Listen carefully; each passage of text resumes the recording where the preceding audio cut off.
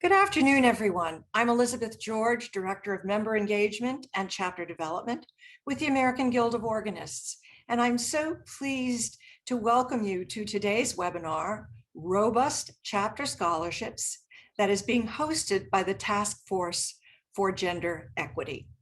Before we get started, I always go over a couple of housekeeping rules. First of all, this webinar, like all AGO webinars, is being recorded. It will probably be uploaded onto the AGO website under the Education tab within the next 24 hours. And as soon as it's available, we will send out a link to all of our members. The second thing is, as participants, you are muted, but we do want to hear from you. We hope you will post your questions in the Q&A icon that is directly below the bottom of your screen. You should see it there. So post your questions. We want this is a discussion. It's going to be a discussion format, and we want it to be interactive. So we definitely want to hear from you, your questions and your comments. And I think at this point, I am going to have great pleasure in introducing you to Dr. Eileen Hunt, who is one of the co-chairs of the Task Force for Gender Equity. Eileen? Thank you, Elizabeth.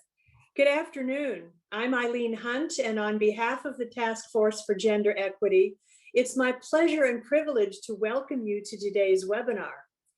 We will be hearing from several AGO chapter representatives who will tell us about some very exciting scholarship programs which encourage young people to study the organ and become AGO members. Our task force applauds all of these excellent programs, and we especially want to encourage young women to participate as organ students and AGO members. We hope that you and your chapter might be interested in beginning a program for young organists after hearing these inspiring stories. Thank you. Thank you, Eileen. And I guess it's important that I let you know who our panel is consisting of today. Rachel Lammy, who is with the Dayton Organ Academy, Leslie Wolf-Robb, who is very involved with San Diego Chapter Scholarship Program, who's also going to serve as co-moderator. Miriam Zach is representing Central Iowa's Chapter Scholarship Program. And Lorraine Magnuson is representing Central North Carolina's Chapter Program. So we've got a rich, robust group of women who are going to really share what they're doing, and very much of it is different. So, let's get started. I'd like to pose the first question, and each of you can unmute yourself if you wish. When did your program begin, and how did you find the funding to support it? And whoever will wish to answer first, please start. I'll go first, Elizabeth. I'm with the Dayton Organ Academy, and we began in 1983. And the teachers actually have been teaching pro bono all this time. There was some scholarship money set aside in 1988, 2000 at the time, that was originally intended for paying these teachers. However, for whatever reason, I don't know, because those people have since passed, that money has now been switched over and grown and goes to college scholarships, adult studies, and POE scholarships. And since 2008, we've given away $16,000 through that scholarship. Wow, that's amazing. Thank you so much. All right, who wants to jump in next? I will. Leslie?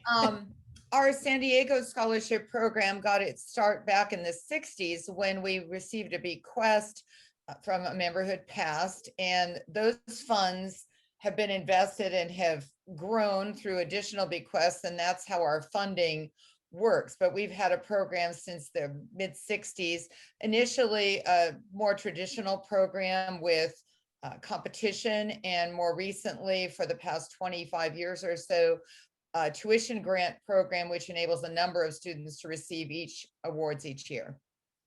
Thank you. Gay, do you want to share what your chapter is doing? Yes, we're from Charlotte, North Carolina, the Charlotte chapter.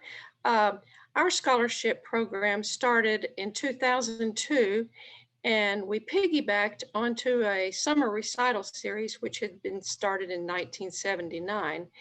And in 2002, to honor a couple, Anne and Robert Stegall, who were retiring from a large church in our city, the chapter decided to honor them by starting a scholarship fund, and we call it the Stegall Scholarship Fund.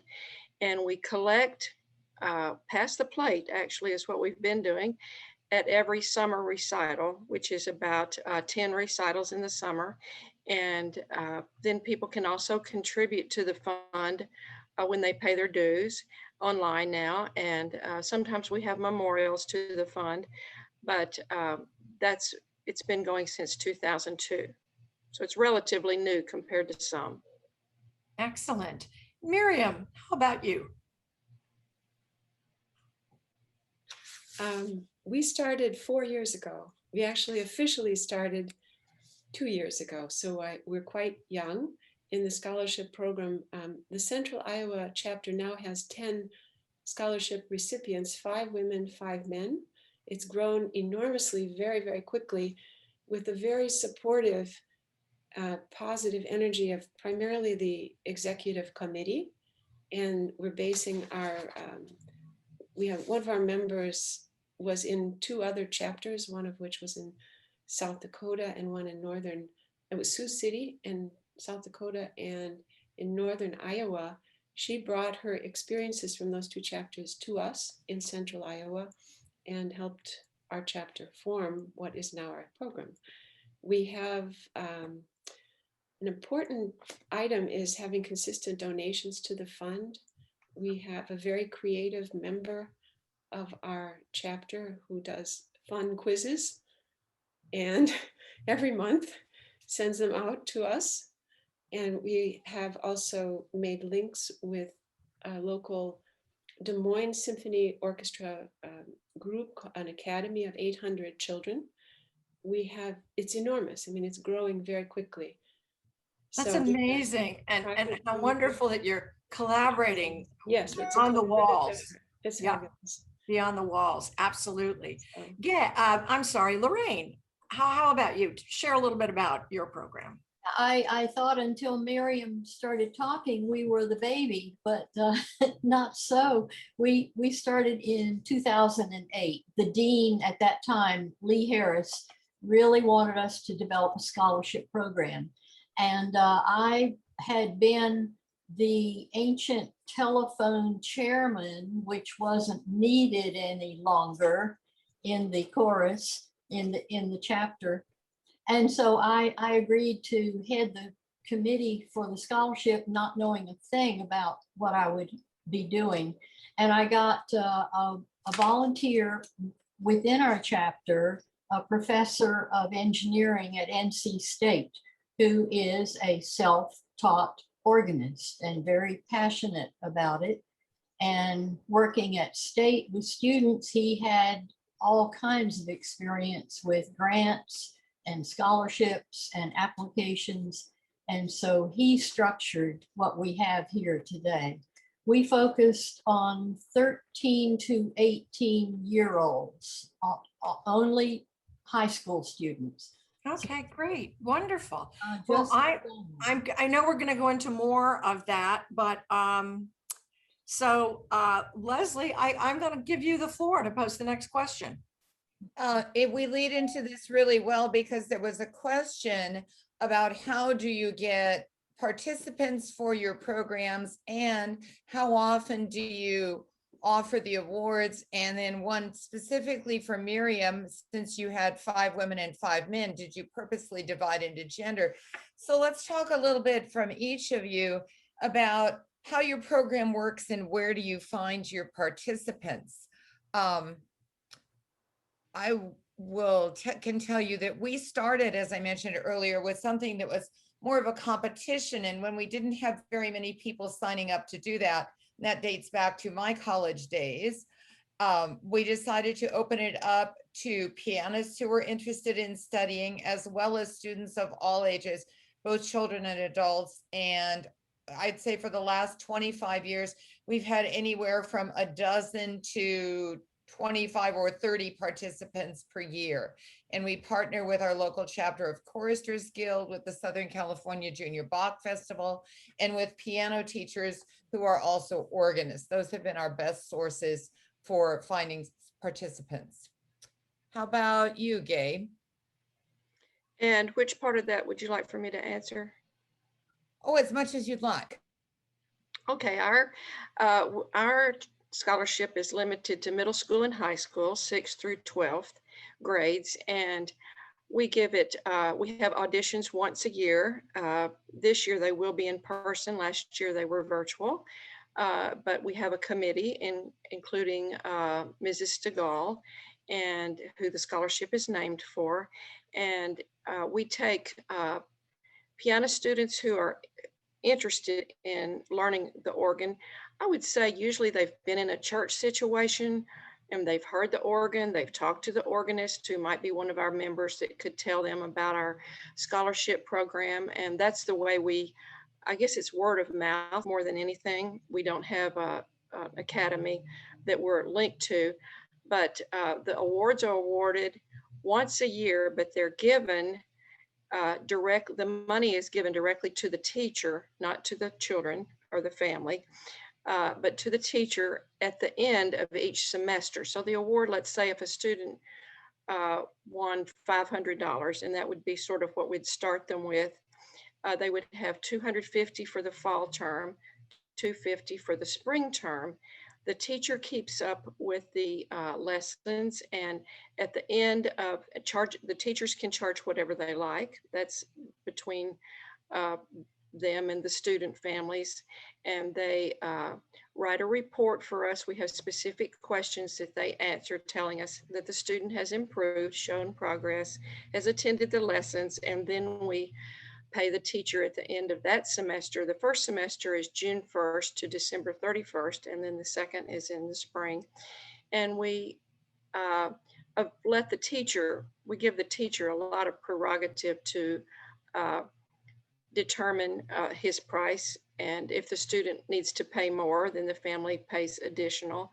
And the length of the lesson, that's all left up to the teacher. We also, a student, as they improve and continue, they often stay in the program 4 or 5 years, and we increase their awards. We've awarded as much as $1,000 a year. And we also, upon occasion, when we had extra money in our fund, we awarded money to be used for a POE or some other sort of summer program that the student was interested in. Someone said, do we take piano students?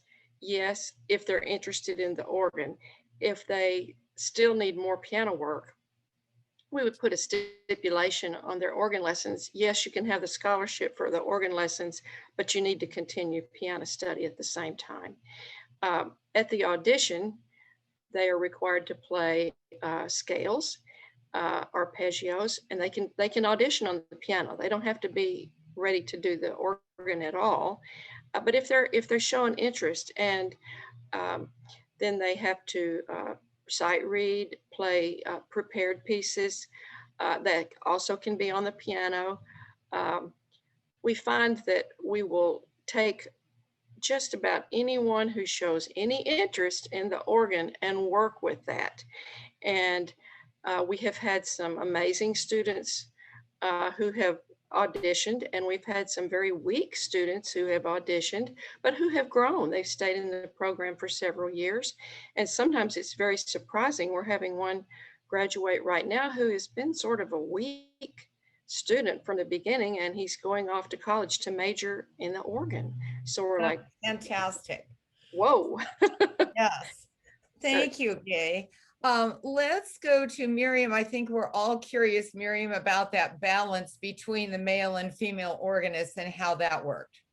It just happened. We didn't intend it to be equal. Those are the students who applied. They're the ones who saw posters, talked, so word of mouth. We encourage people from churches or academic centers. Yes, they see online publicity. It just happened that way. Okay. So they're all under the age of 30. We have as young as middle school and then through high school and university age. We have 2 teachers currently in the program. One is in Des Moines, Iowa, 50 miles south of where I am in Ames, Iowa. And each of us teaches at a university, and we also have positions at large churches. So people contact us through the church or through the school. It goes, the students see, let's say, a poster, and then they apply online to our CIAGO, our Central Iowa American Guild of Organists website. There's an application form, and then that comes to our executive committee. We vote on it 1 time a month. We meet, and then the students are referred to teachers, and those teachers determine then audition time, lesson time, content in terms of repertoire. All of that is then determined by the teachers. So what else? They usually are asked, the students are asked to practice and learn and play 1 recital per semester, which was the picture that I sent to you from our April 25th recital. 4 of those students, 3 women and 1 man, are CIAGO recipients this semester. 3 of them have played organ only for 3 months. And they Wow. played Liszt, or they played, to give you an idea of their talent. They're incredible. We're also asked them to, if they play in church services, to let us know, and also to write a brief bio of their own, how they became interested in organ, their experiences playing in concerts or church services, and their future plans for education and career. So, and then that goes into our newsletter, and that's published to our whole membership. So it's this sort of cycle. Thank you, Miriam. You're welcome. Rachel or Lorraine, do either of you have something different or unusual in your situations that you'd like to share with us? Well, I'll go ahead and talk to that. We actually do auditions in the spring. We focus on high school for our academy, and we do ask that they play, hopefully, a Bach invention or other piece that demonstrates hand independence. And a contrasting piece, we do ask them to sight read. We do stress hymn playing as well. And then every spring we have a recital, and the students use the recital as a re-audition. The scholarship is available for up to 2 years. And then after that, they can continue on, but they need to pay. And at our spring recital, we do have some students who aren't yet at that level. We call them pre-academy, that are taking independent lessons. We do give them the opportunity to play. And we also invite in any college or adult students who have received the financial scholarships to come in. The third component of what we have going on in Dayton is a pedal pipes and pizza that we try to run every 2 years. Unfortunately, COVID canceled it this year, but a lot of our students come through there, or they come through churches.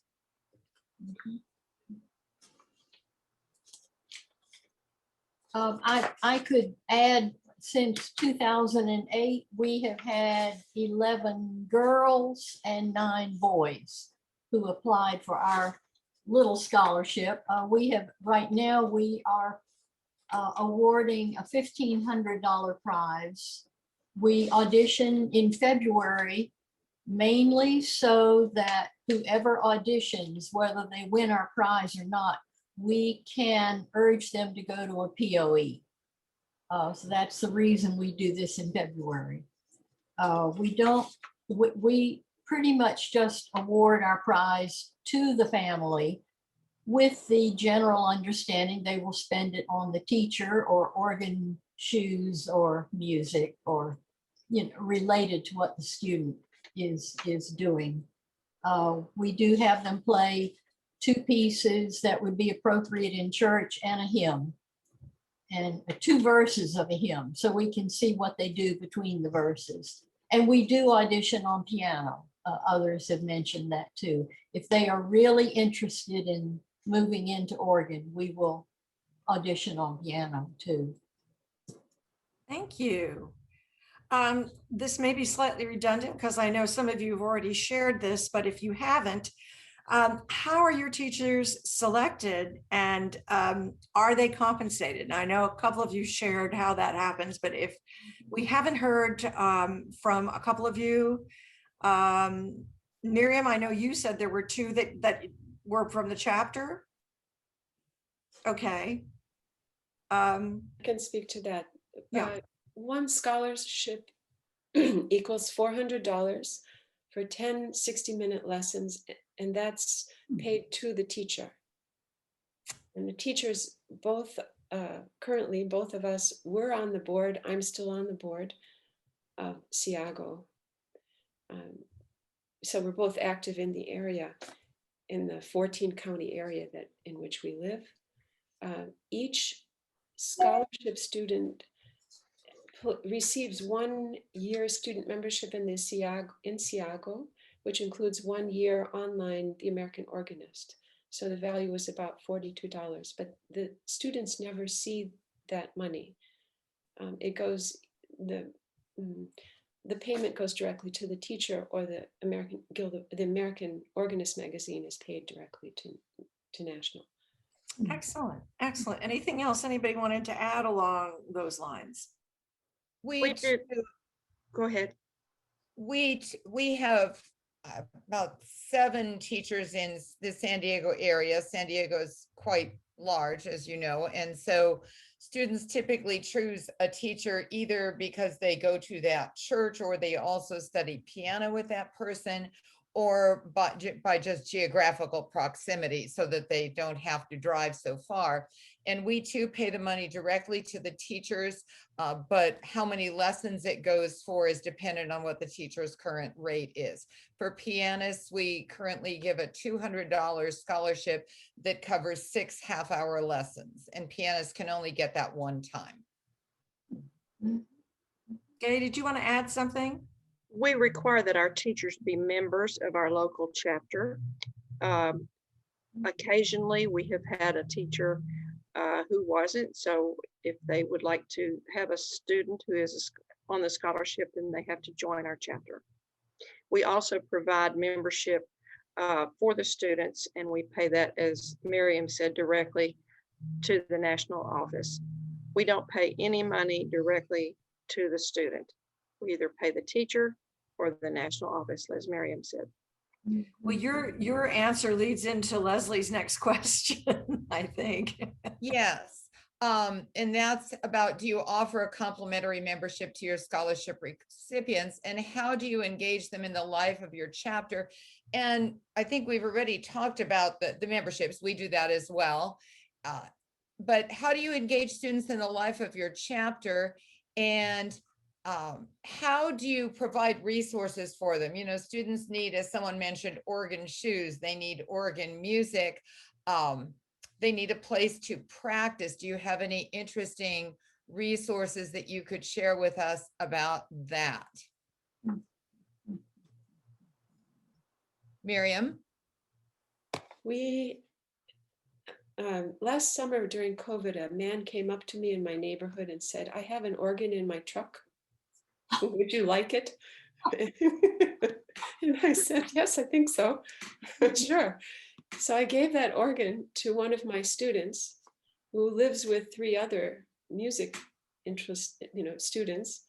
So now all 4 of them play organ in their living room.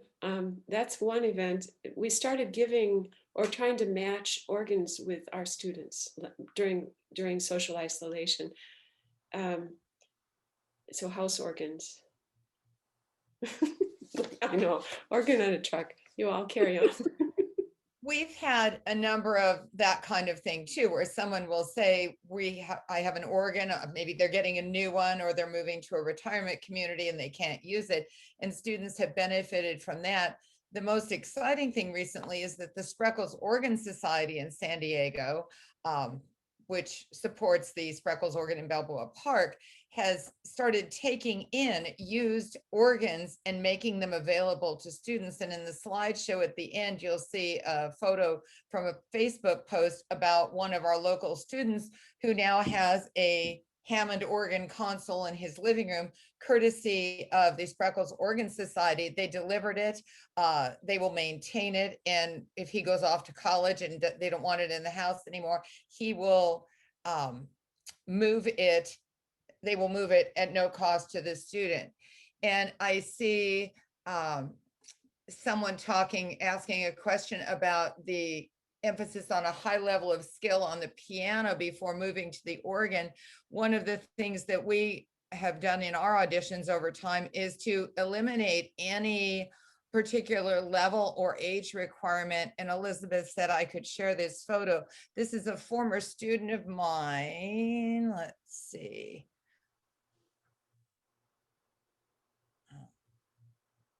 Hang on.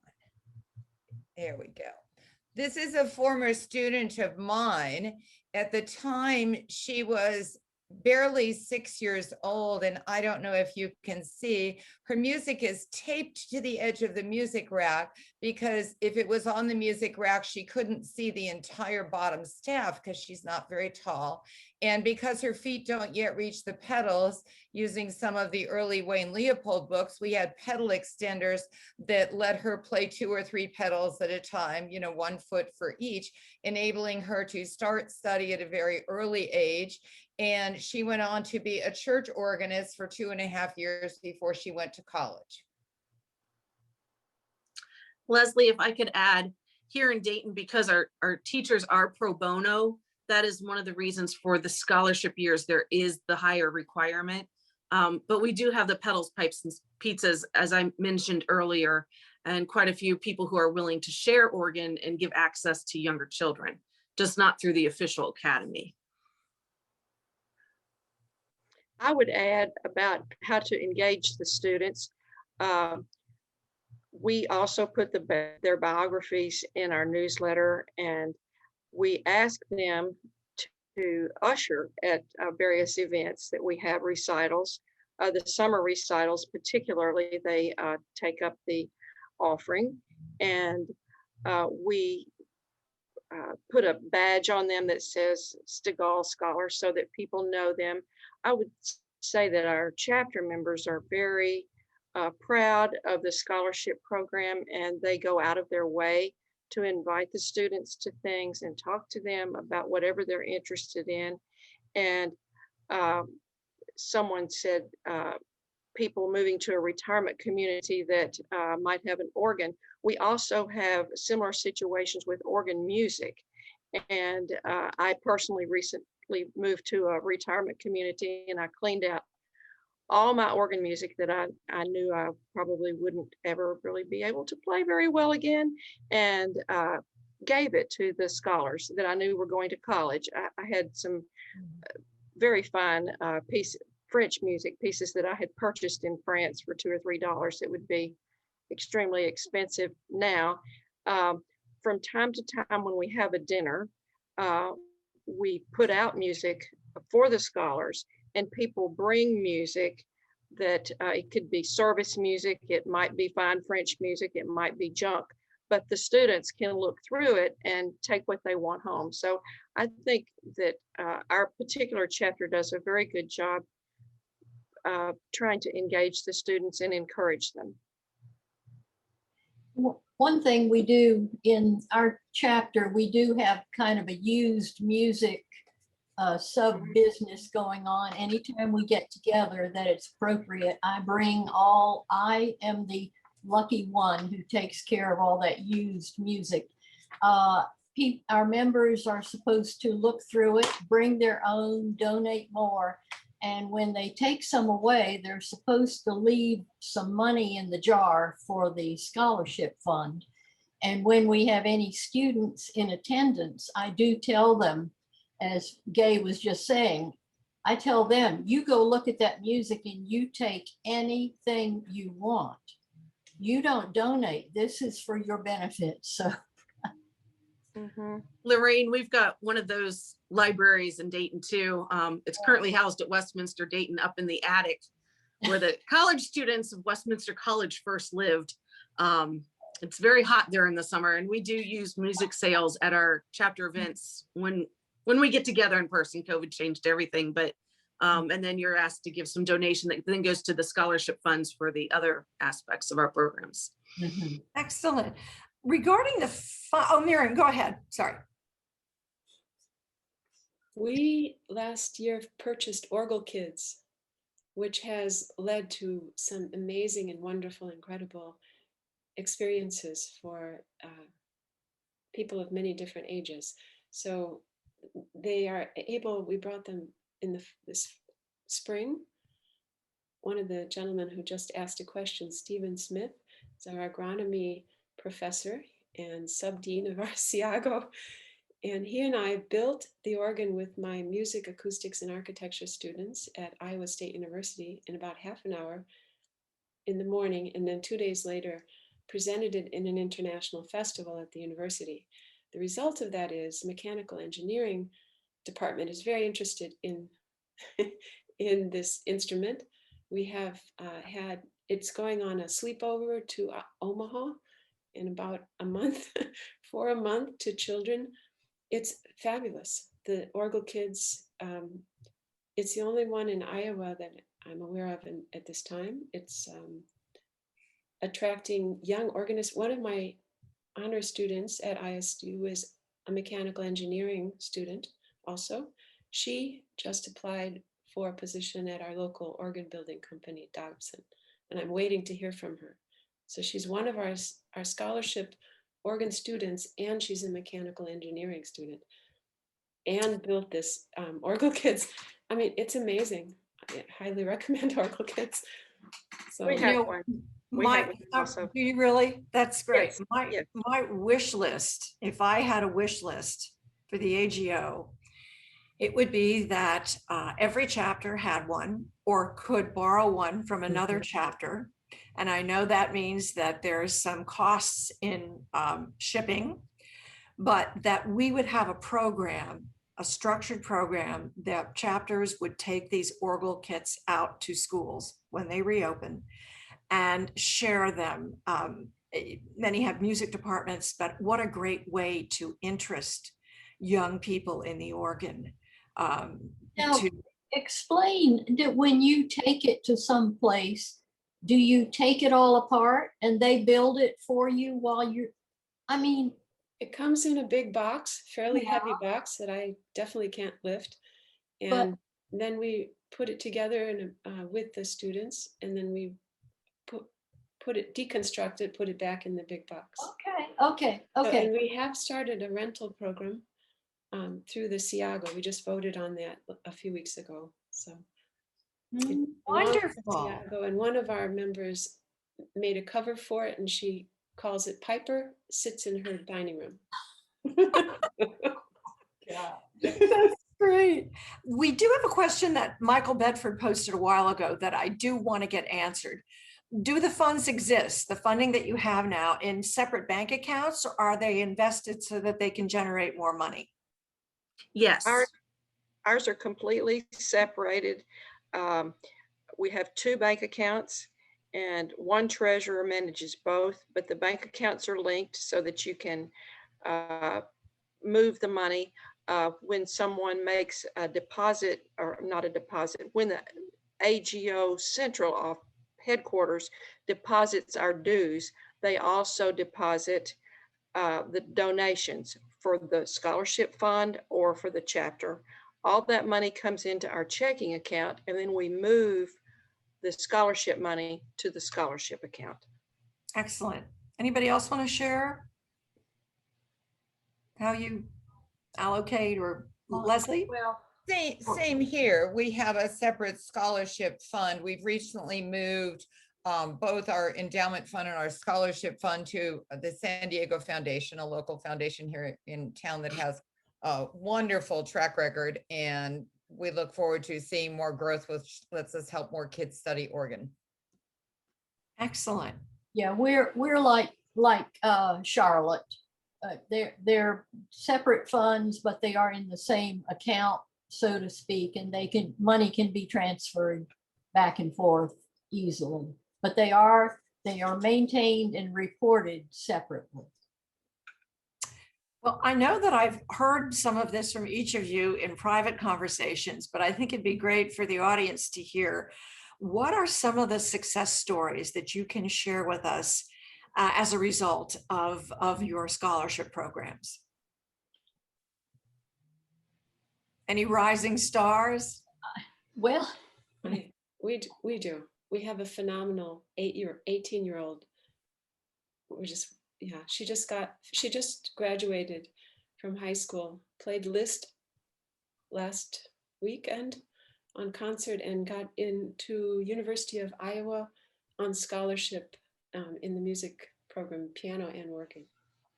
Wonderful. We have others.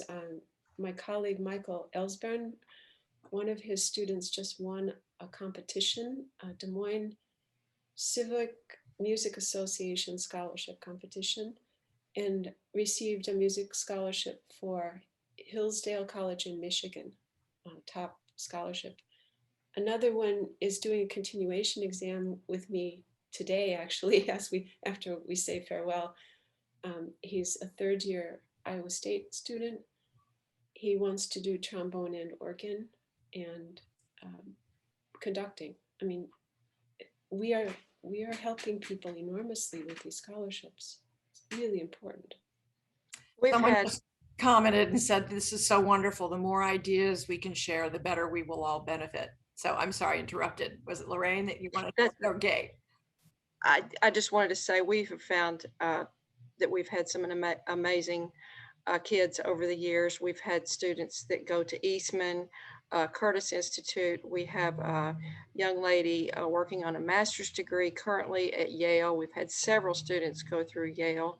We have a young man who's won national and international competitions. He's working on a DMA at Indiana. I think we have a student in Arizona. We've had one young lady who went to the University of Oklahoma organ building program. And I believe she is working with an organ building company. I can't confirm that information, but it's just been, I think that's what inspires us to keep going, that they just, so many have gone on and done so very, very well. Thank you. Thank you. Leslie, did you want to share any success stories? Probably the name that would be familiar to most of you is Chelsea Chen, who got her start when we added her on as a late admission to a pipe organ encounter in San Diego some years ago. We've had students go to a number of schools, as many of you had. We just got word a week or so ago that one of our scholarship students, who was referred by the choir director at his church because he played piano very well, came to our scholarship program, studied organ for several years, just graduated from Oberlin and is going to go to Baylor next year, where he has an assistantship, and another student who's finishing up his master's at University of Kansas has just been awarded a Fulbright to study Iberian keyboard music in Spain. So it's really exciting to see where they go, whether it's a concert career or a church music career or a teaching career or an organ building career. It's all just really exciting. And I would say that we don't think that the ones who don't do that are any less valuable, because we think we're also building the audiences of the future and the donors of the future and the organ committee members of the future. Someone commented, one of our scholarship recipients has been offered a full ride to the University of Illinois in organ performance. So there are so many different wonderful ways from the very beginning that beautiful outcomes. Rachel, anything you wanted to share? Yeah, we've had people go on, end up with doctorates, masters. Sorry, my father just texted me. I apologize for that interruption. He wants his dinner. So we've had, there is one rising star I'd like to mention who is a little on the younger side. He just finished at Yale a year ago, and that's Grant Wareham. I believe he did win the, he won one of the national competitions. I'm blanking on what it was, one of the major ones. Oberlin students, Eastman students, and I will say that I myself am alumni from the 90s of the Dayton Organ Academy. So you may have someone grow up and start running the program someday. Excellent, excellent. Could I share one very, very small thing that I have treasured experiencing in this? We've certainly had students from Central North Carolina go to the colleges that you've been mentioning. One thing I love the most, one very shy little boy that we auditioned, we sent to the POE that summer. And after that week was over, I phoned his mother to see how things went. And she said, "We were so worried. He didn't call us every day." That boy was with other students his age who actually liked music, liked to play this big organ. I mean, that POE changed that young, shy boy's life. And the following year, he saved his money and he went to another POE on his own. And he ended up attending Brigham Young and studying music there. But sometimes I think we should just have a POE scholarship. I see the changes that can bring in these kids. Well, Leslie's very involved in the POE. So Leslie, if you want to talk about that. And I was director of the Committee on Pipe Organ Encounters for a couple of years, and our chapter's done 6 of them. And I think it's important for everybody to be aware that National also offers scholarships for students to attend a pipe organ encounter. Certainly chapters can provide those too, but our national organization has a number of funds, the income from which provides scholarships to a number of students each year. James Thomashower, I know you're in the webinar, and perhaps you could put in the chat approximately how many that is. And I know James also raised a question here. Do any of your chapter scholarship programs have direct connections with a college, conservatory, or university program? And in San Diego, unfortunately, we do not any longer have a college or university program, a big organ program. A couple will let you study privately with someone, but that's about it. So perhaps some of the rest of you can answer that, about links to a college or university program in your area. We do. I'm part of that. Yes, both of us teaching here are part of that. Yes. Would it be okay to speak something Eileen said about women? You asked me about the gender division. Could we talk just? Sure. I think in the last 25 years that I've researched women composers, there's one thread in that, and that is female mentor. And Eileen, you said that at one point in our prep session, that there's a female mentor who walks with the students, whether it's into a university program or wherever, but they walk with the students, and the students have an active professional female musician as a model, that it is indeed possible, that I think one of our jobs is to increase the visibility and the existence and support of active female professional musicians, who in turn attract the female organists, who then become professors, or however, it's this cycle, I think. A mentorship program is really impacted. That's wonderful. That was the one thread of commonality to women composers all through the world, that they had some female mentor somewhere. Someone posted a question, has the National AGO evidence or study to show that there are less women than men organists? The results of our 2019 survey showed, and I'm going to say this as closely as I can, that the ratio of women to men was around 31% women to 67% men, which leads me to ask Leslie to open the discussion, which has been started already, that is important. Thank you, Elizabeth. And that would be, what can our chapters and the AGO as a whole do to attract more women organists to participate in scholarship auditions, scholarship programs, POEs, etc.? I can speak only from our experience here. We've never in any way targeted male or female or tried to have a specific balance. In looking through pictures in preparation for this webinar, we actually, I think, have had more females participate in our scholarship program, but I would also say we've had probably a noticeably greater percentage of men who went on to have careers in music out of our programs. Rachel, share the Organ Academy's percentage, because I think this is interesting in the rationale.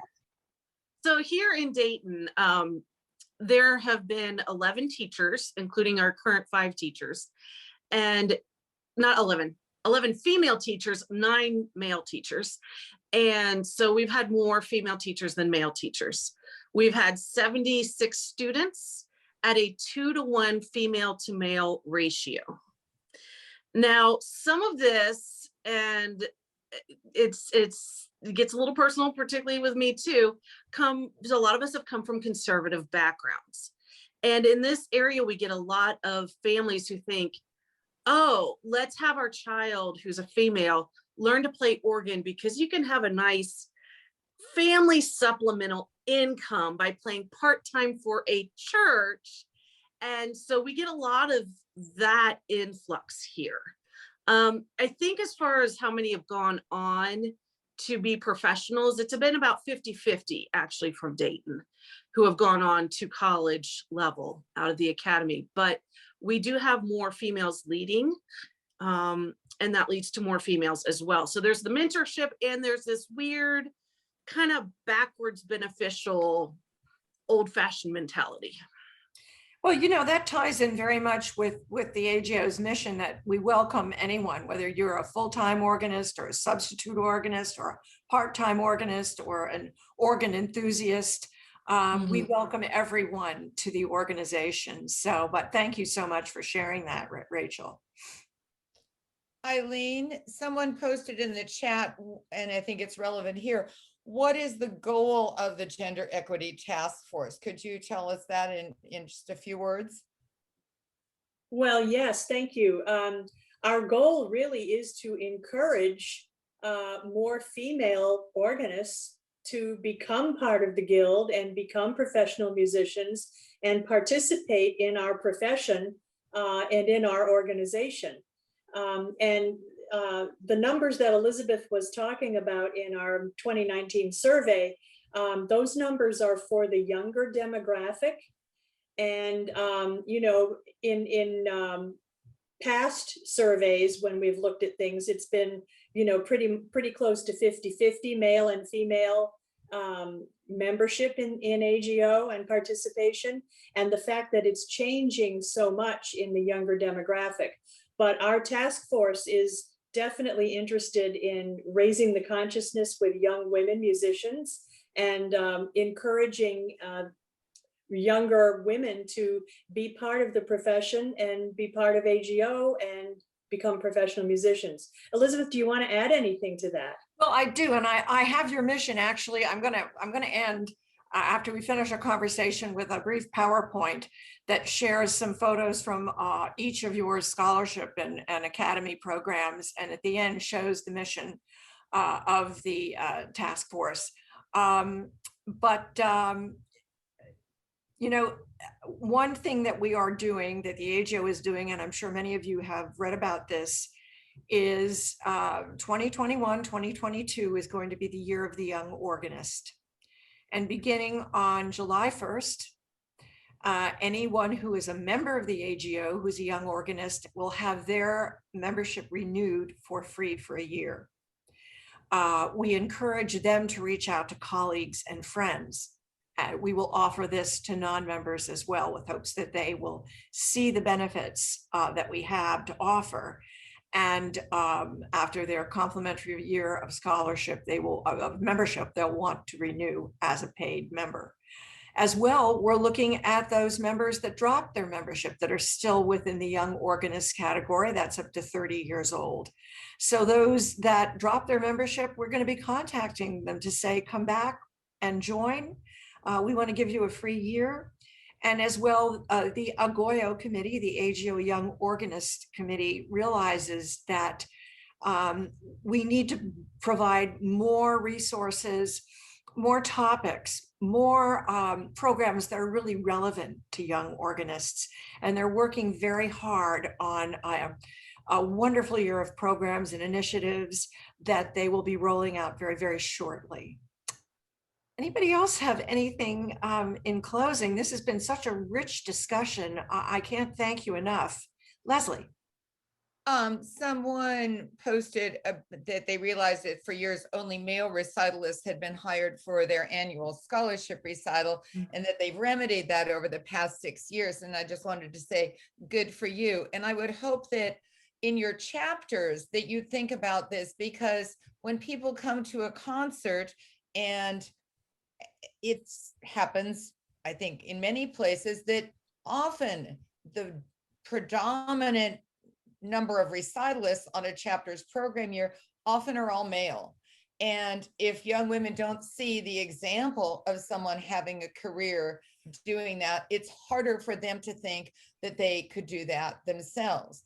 And trust me, they notice. I had a second grader the other day ask, Mrs. Robb, when are we going to learn about another girl composer? And we have a number of them on the list for this year yet to do, but she, as a second grader, a little 7.5-year-old, wanted to make sure that women were represented in what she was learning about. Excellent, excellent. Any final words from anybody else? And I would be remiss if I did not promote our next webinar that is coming up on this Thursday, March 6th. That's going to be presented by John Dixon, our counselor for finance, and moderated by AGO's executive director, James Thomashour. There must be 50 ways to raise some money. And John Dixon's going to do some riffs on the lyrics from Paul Simon's 50 Ways to Leave Your Lover. So you can still register for this wonderful, wonderful webinar. I had a question today from someone who I know is on this webinar who said, well, how do you go out? How do you ask for money to start something like this? This is what this webinar is going to address. So thank you all again so much. Thank you to our panelists. This has been such a robust and enriching discussion. Thank you, Leslie Robb, for your wonderful moderation. Thank you to everyone who posted such great questions. And I will look forward to seeing many of you, I hope, on May 6th. Thank you so much.